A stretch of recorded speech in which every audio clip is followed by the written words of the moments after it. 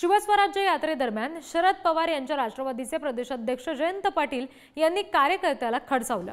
सगळ्या प्रश्नांची उत्तरे देऊन जाईन, आपण काय बोलतो कुठे बोलतो याचं तारतम्य बाळगलं पाहिजे असं भाषणादरम्यान जयंत पाटील यांनी म्हटलं आणि कार्यकर्त्याला सुनावलं। भर सभेत कार्यकर्त्यांना रोहिणी खडसे यांच्या उमेदवारीवर आक्षेप घेतला, त्याच्यामुळे जयंत पाटील भडकले।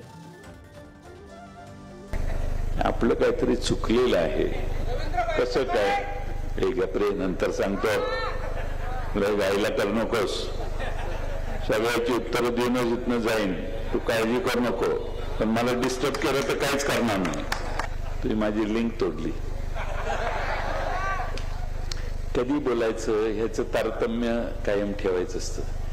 आपण ज्यांच्याबद्दल बोलतो त्यांनाही बरं वाटावं, ज्यांना विचारतो त्यांनाही बरं वाटावं, असा टाइम उडकायचा असतो भाषणात।